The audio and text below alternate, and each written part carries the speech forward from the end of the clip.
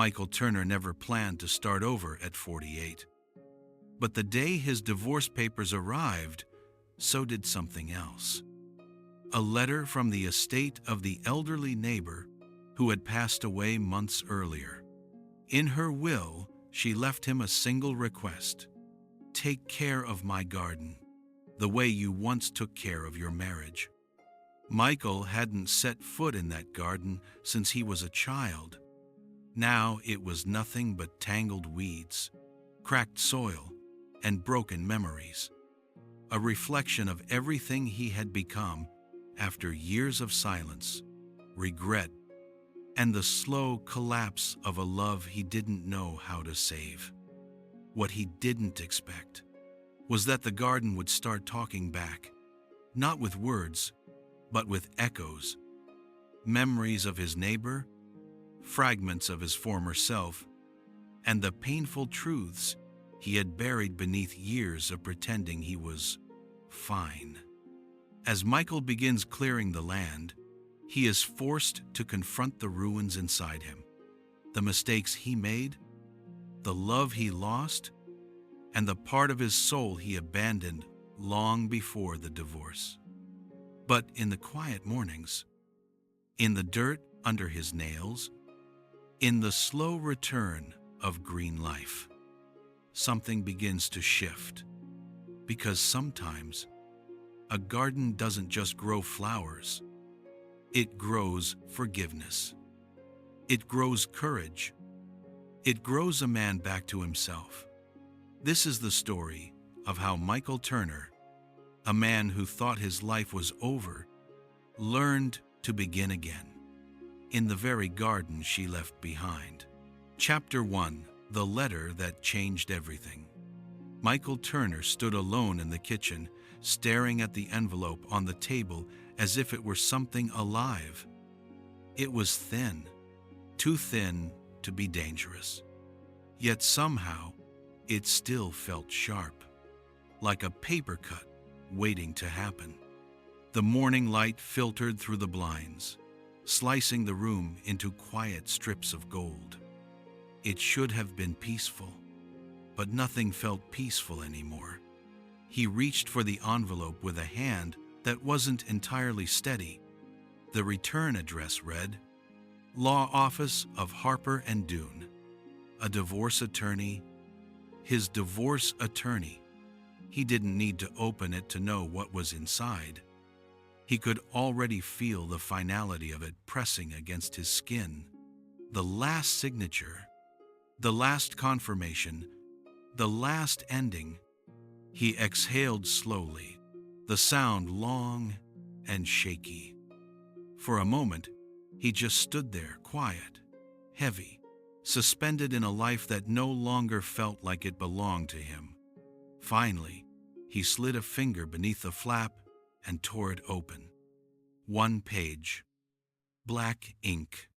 Cold language. A marriage officially dissolved. No fight. No rage. No goodbye. Just ink on paper. A 19-year story ending with a stamp and a date. He read it 3 times, though none of the words changed.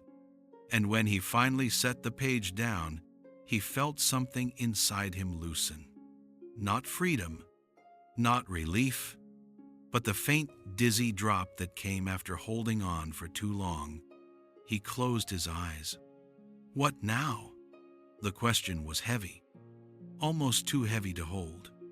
But before he could sink into that familiar darkness, a soft knock sounded at the door. Once, then twice, then silence. Michael frowned. No one visited him anymore. He moved slowly through the hallway and opened the door. A woman stood there, mid-40s, tidy suit, hair pulled back, professional smile that didn't quite reach her eyes. "Mr. Turner?" she asked. "Yes. I'm Rebecca Gray, from Harper and Dune. May I come in for a moment?" He hesitated, then stepped aside. She entered the house with the careful grace of someone used to walking through the ruins of other people's lives.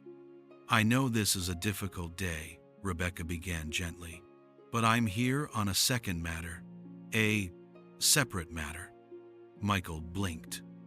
Another case? Not exactly. She reached into her bag and pulled out a sealed brown envelope. This is from the estate of Miss Eleanor Gray, your former neighbor. Michael's breath caught. Eleanor passed away nearly 8 months ago, she continued. You may not know she didn't have close relatives. In her final instructions, she named you for a small personal request. He stared at the envelope. His heart tightened unexpectedly. Eleanor, the quiet widow who lived 2 houses down, the woman who used to water her garden at sunrise, humming old songs under her breath, the woman who once baked him lemon cake when his mother died, the woman who had a laugh like warm wind. He hadn't spoken to her much in recent years. Life got busy. Marriage problems got worse. He stopped noticing things, neighbors, gardens, himself. Rebecca extended the envelope.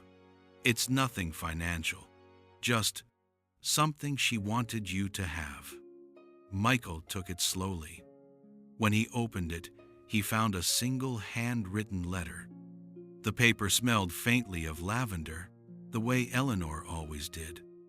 He unfolded it carefully. Asterisk, asterisk, Dear Michael, if you are reading this, it means I have finally gone home to my husband. I am at peace.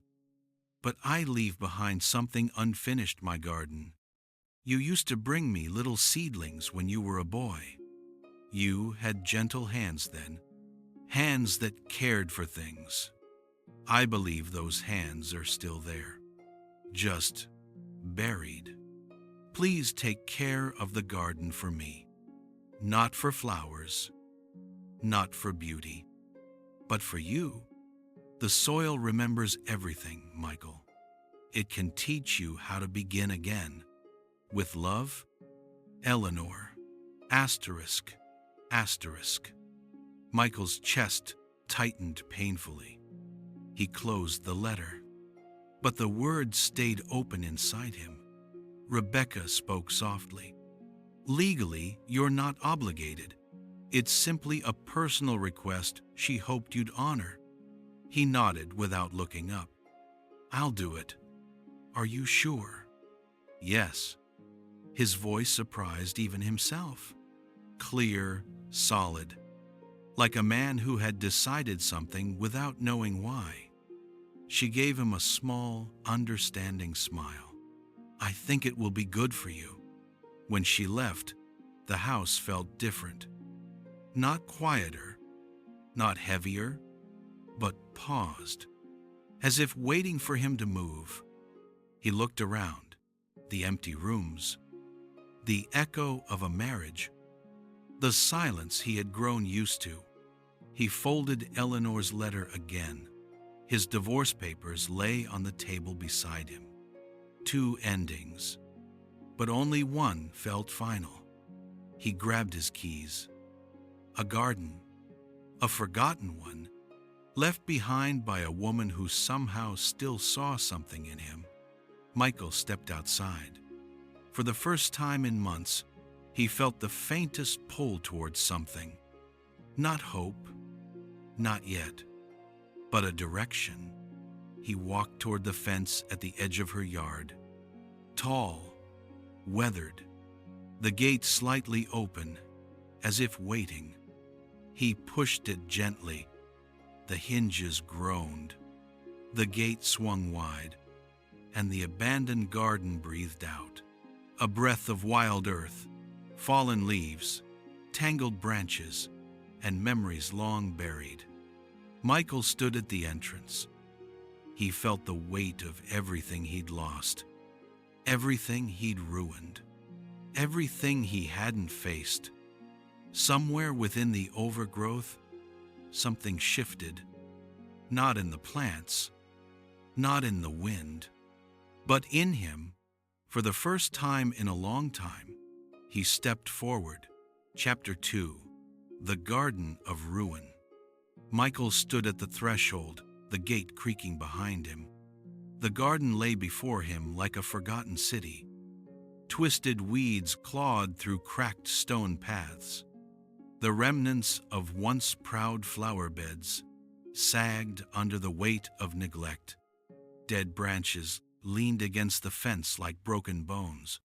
Everything was a shadow of what it had been. He took a step forward, then another.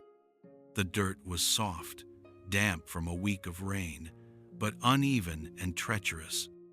A fallen birdhouse tilted sideways, one nail sticking up like an accusing finger. A rusted watering can lay half buried in the soil. Michael breathed in slowly. The smell of wet earth, decaying leaves, and faint lavender from Eleanor's old garden lingered. It was overwhelming. It was familiar. It was painful. He dropped to his knees and touched the soil with his bare hands.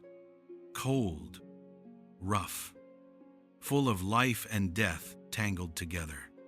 Memories came unbidden. He was 10. Eleanor leaning over the garden bed, her straw hat slipping down. "Here, Michael," she said, handing him a trowel. "Plant this. Care for it. Even small hands can make a difference." He remembered the first time he'd planted a seed.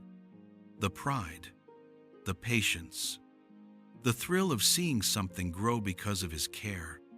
And now, all of that was buried under years of neglect, under his failed marriage, under his mistakes, under the life he had ignored. Michael stood, brushing dirt from his knees. The garden did not intimidate him, it demanded honesty. It demanded he face everything he had ignored, and strangely, he felt relief. He fetched the old garden gloves from Eleanor's shed. They were cracked, stained, but serviceable. He put them on, flexing his fingers inside the stiff leather. He could feel the promise of work in them, and with each movement, the heaviness in his chest lifted just a little. He walked down the main path, examining the destruction. A rose bush, gnarled and dry, still clung to a single stubborn branch. A small patch of lavender had survived, bent but alive. A tree had fallen across the back fence, its roots exposed like teeth. Michael's jaw tightened. This garden was not forgiving. It would not heal overnight. It would demand persistence, attention, and, perhaps most difficult of all, humility. He pulled out a notebook from his jacket. A list. Every task, no matter how small. Clear weeds from the path. Remove dead branches. Repair the fence. Plant new seeds. Water daily. He paused before writing the last line. Repair myself.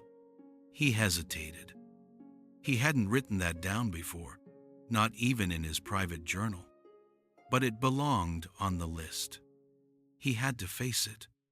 The afternoon sun slipped behind the clouds, and a breeze stirred the garden. Leaves rustled. Birds stirred in the trees. For the first time, Michael felt that the garden was alive again, not just in memory, but in the present. He began pulling weeds, slowly, deliberately. Each plant he removed felt like lifting a small weight from his chest. Hours passed. The garden resisted. Roots tangled, thorns scratched, dirt got under his fingernails. Sweat dripped down his face. His arms ached. His back protested. But for every branch he cleared, for every patch of earth he uncovered, Michael felt a shift. A tiny spark of hope, a small pulse of life. As the sun began to dip toward the horizon, painting the garden in amber light, Michael stepped back. The garden was still a ruin, still wild, still a reflection of his life. But now, it was also a challenge, a promise, a place where he could begin again, one seed at a time. And perhaps, he thought, one small act of care at a time, he could find a way to repair not just the garden, but himself. He stayed a little longer, watching the dying light settle across the tangled greenery. For the first time in months, he felt ready. Ready to step into the dirt, into the work, into whatever it would take to grow something, anything back to life. And as he finally walked back toward the house, dirt on his gloves, muscles sore but spirit stirred, he carried a quiet determination. He would not fail this time. Chapter 3: Seeds of Memory. The next morning, Michael awoke before sunrise. The house was silent, heavy with the residue of yesterday's decisions. He made himself black coffee, sipped it slowly, and looked out the window at the garden. The morning mist clung to the overgrown paths, softening the harsh edges of dead leaves and tangled weeds. He realized he was already anticipating the work ahead, not with dread, but with a strange, fragile curiosity. The garden called to him not with words, but with an energy he couldn't ignore. He stepped outside. The cold dew soaked his shoes immediately. The chill bit at his fingers, even through the gloves. Yet he smiled, feeling the rawness of being alive in his palms. He noticed things he had missed yesterday. A small patch of lavender had survived the winter storms, its leaves bent but stubborn. A rose bush, gnarled and battered, bore the faintest hint of green along one thorny branch. And near the old fence, an unidentifiable seedling had pushed its way through the soil, a tiny miracle unnoticed by the world. Michael knelt beside it. The seedling was delicate, vulnerable, yet determined to grow. He traced a finger along the stem. It reminded him painfully of himself. Not entirely broken, not fully alive, but still reaching. As he worked, his mind wandered back to Claire. He remembered the way she used to laugh at his awkward attempts to plant tulips in the spring, the mornings when they would sit together over coffee, planning what flowers to plant. The love that had seemed infinite and now was gone. He pushed the memories aside, forcing himself to focus on the present. The garden demanded attention. It would not wait for him to wallow. Hours passed in quiet labor. Michael cleared weeds, trimmed broken branches, and began to map the spaces for new seeds. Every movement, every small action, felt like a conversation with the past. Every shovelful of dirt removed a little of the weight he had carried. Every seed he planted was a promise to himself. Around midday, he entered Eleanor's old shed. Dust motes danced in the sunlight, filtering through cracked windows. He found a small wooden box tucked in the corner. Inside were seeds, labeled in Eleanor's careful handwriting. Lavender patience, marigold courage, rose love remembered. He held the box close, smelling the faint perfume of dried flowers that had been stored for years.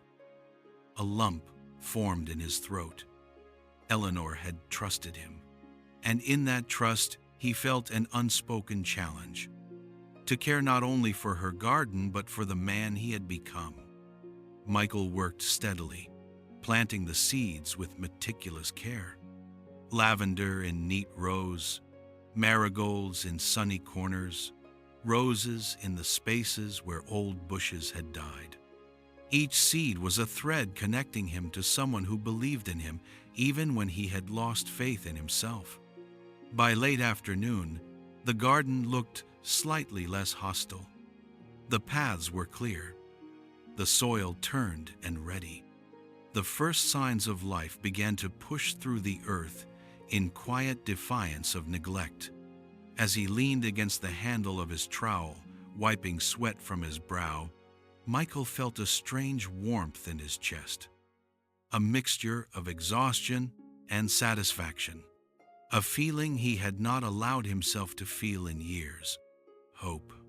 But as he straightened, he noticed the shadows of old memories stretching long across the garden. The weight of his failed marriage, the mistakes he had made, the words he had spoken in anger, all of them lingered like ghosts. And yet, in the effort of his labor, in the quiet persistence of planting, in the stubborn little seedling pushing through the soil, he began to understand something essential. Healing was not about forgetting.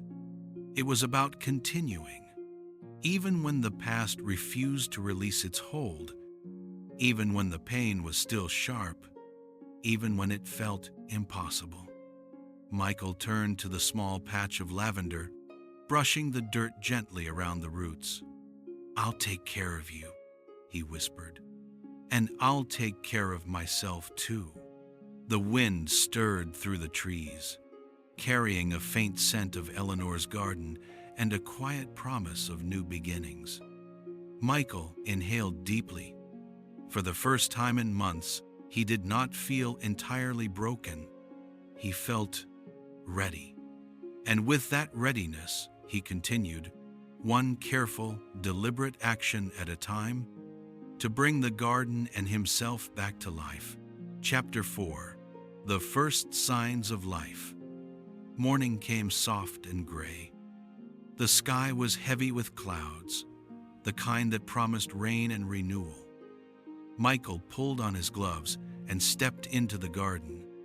The smell of wet earth and the faint lavender scent of surviving plants greeted him like an old friend. He began with the paths, clearing the tangled weeds that had taken over the stones. Each pull of a stubborn root was like a small victory against the neglect of months, years, decades. His muscles ached, but the ache felt honest. It felt real. It was different from the dull ache of a heart abandoned by love. As he worked, he noticed tiny green shoots pushing through the soil. At first, he thought his eyes were playing tricks on him. But no, there they were. Small, trembling leaves breaking the surface of the earth, stubborn and alive. A marigold, a lavender sprout, a rosebush bud. Michael paused, letting himself marvel at the small miracles. The garden, so long abandoned, was speaking to him not with words, but with life itself. It was telling him that survival, even after devastation, was possible. It was telling him that beginnings could emerge from endings. He walked slowly among the plants, brushing leaves and loosening soil around each root. His thoughts wandered, as they always did, to Claire.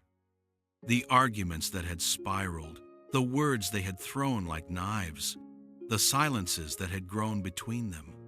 He shook his head, trying not to let the memories take over.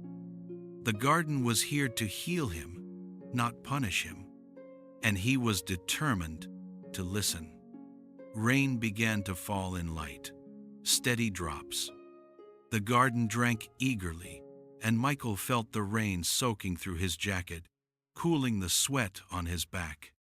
He smiled despite himself. For the first time in months, he felt alive in the world outside the walls of his house.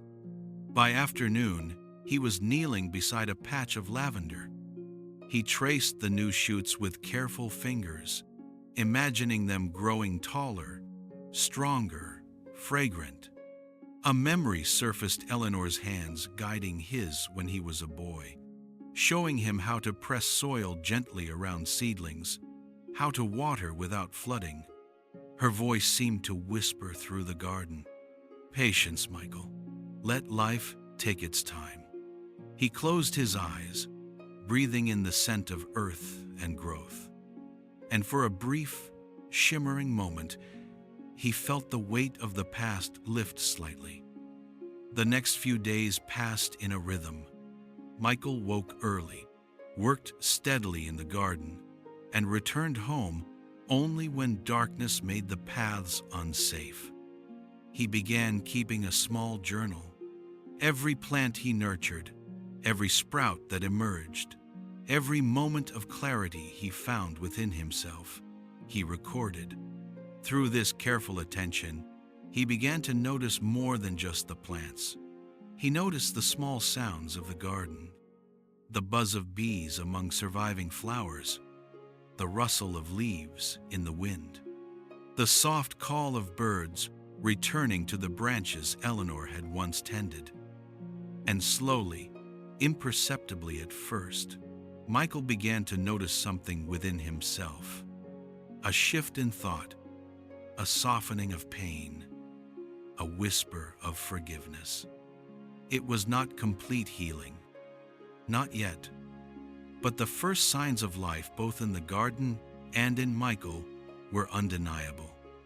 One evening, he paused at the edge of a flower bed. He looked out over the garden, at the shoots and buds breaking through the dirt, at the tiny signs of persistence and survival. And he whispered, almost to himself, "I can do this. I can grow again." The rain fell harder that night, drumming on the roof of the shed and pattering on the leaves. Michael stood beneath the eaves, listening, feeling. A part of him that had been closed off for years, slowly opening. And somewhere in the darkness of the garden, life continued quiet, stubborn, and patient, waiting for him to keep learning how to live alongside it.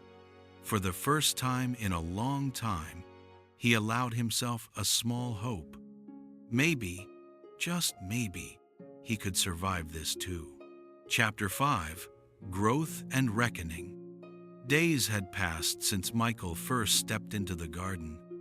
The soil, once broken and barren, began to show signs of life. Tiny green shoots braved the sun and rain alike, stretching upward with quiet determination. And Michael, too, felt the stirrings of something new, something fragile, yet undeniable. He had learned to move with patience, to bend, to lift, to nurture, to recognize the small victories hidden in dirt and leaves. Each day, the garden became a mirror, reflecting both what had been lost and what could still be saved. Yet, with every sprout of new life, old memories pressed in. Claire's laughter, once familiar, echoed through his mind. Arguments, slammed doors, nights spent alone in silence. Words spoken in anger that could never be taken back. The weight of regret threatened to overshadow the small triumphs of the garden. Michael sank to his knees beside a rose bush. A single bud had appeared, fragile and tentative. He traced the velvety petals with gentle fingers, and in that moment, he allowed himself to grieve fully. Not just the marriage he had lost, but the man he had been angry, stubborn, unwilling to listen, unwilling to change. Tears stung his eyes, but he did not wipe them away. They fell into the soil, and he imagined them nourishing the roots of the plants he tended. The garden, patient as always, accepted his sorrow. It did not judge.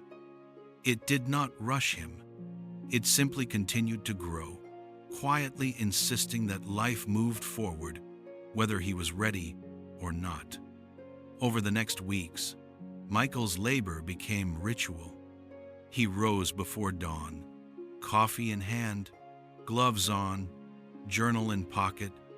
Every plant he cared for became a companion, a witness to his reckoning. Every weed removed, every branch pruned, felt like a confession, a way to shed the burden of guilt he carried deep in his chest. And slowly, imperceptibly, he began to see beauty again. Lavender waves swayed in the breeze, releasing their calming scent.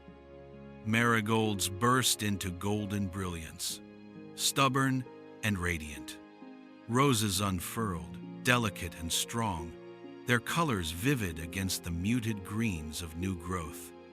One afternoon, Michael paused at the edge of the garden, leaning on his trowel. He surveyed the small triumphs of his work, and then he allowed himself to speak aloud. "I forgive myself." The words felt foreign, heavy, and yet liberating. A part of him resisted, demanding penance for mistakes made, for love lost. But a quieter voice, one nurtured by the soil and sunlight and Eleanor's gentle guidance from beyond, whispered back, "It is time to begin again." That evening, the first fireflies appeared, dancing above the soil, flickering like tiny lanterns in the dusk. Michael watched them, feeling a spark of wonder he hadn't known in years. The garden was alive, yes, but he, too, was alive, finally present in the moment, finally aware that growth, both in soil and in heart, required time and care. He began leaving small notes in his journal. Patience is a gift. Life continues even after loss. Healing is work, not magic. Each entry became a promise, a roadmap for the man he wanted to become. One evening, as he worked late beneath the waning sun, a memory of Eleanor came clearly to him, her voice soft and reassuring. "Michael, gardens forgive, gardens teach, gardens remind us that every ending carries a seed of beginning." He smiled through tears. Her wisdom, once simple and childlike, now carried weight beyond years. He realized the truth of it. The garden was not merely a patch of land. It was a mirror of his soul. And the seeds he nurtured were not just for flowers, they were for himself. By the time darkness fell, Michael's hands were scratched and muddy, his clothes damp with rain, yet he felt a deep sense of accomplishment. The garden was still imperfect, still wild in places, but for the first time in years, imperfection no longer felt like failure. It felt like possibility. And in that quiet, muddy, fragrant corner of the world, Michael Turner began to understand that growth, both in plants and in hearts, required courage, patience, and a willingness to face the pain that came with change. He looked around at the garden, at the buds and shoots and leaves shimmering in the moonlight, and whispered to himself, softly but firmly, "I am ready to live again." Chapter 6. Renewal. Spring had fully arrived. The garden Michael had inherited, once wild and broken, now pulsed with life. Flowers stretched toward the sun. Leaves shimmered with dew. The earth, once silent, sang in colors and scents. Michael stood at the gate, breathing deeply. The air was fragrant with lavender, rose, and marigold. The wind whispered softly, carrying echoes of Eleanor's gentle encouragement. It had been months since he first opened the garden gate. Months of toil, sweat, aching muscles, and quiet reflection. Months of confronting pain, grief, and regret.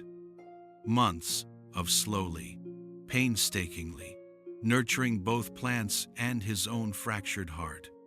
He knelt beside a rose bush, tracing the petals with calloused fingers. The roses were fully open now, radiant in reds and pinks, defiant against the memory of neglect. He smiled, a real smile, the kind that reaches deep inside. For the first time, he felt a true sense of peace, not the absence of pain, but the presence of hope.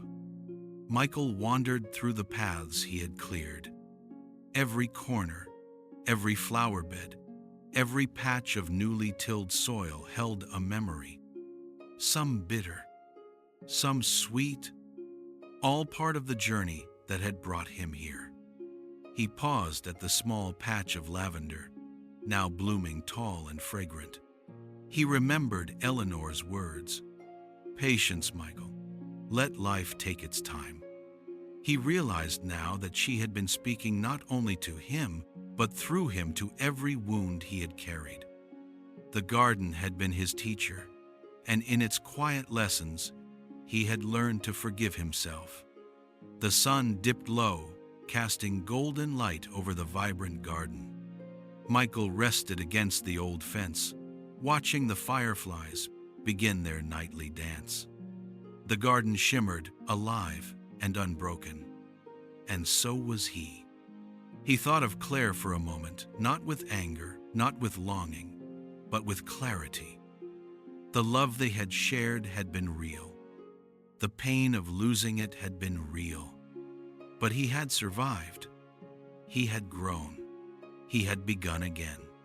And perhaps that was the true miracle. Life did not wait for perfection. It offered second chances, small and quiet, if one had the courage to accept them. Michael walked slowly through the garden, touching the leaves and petals with reverence. He knelt by the marigolds, bright and defiant.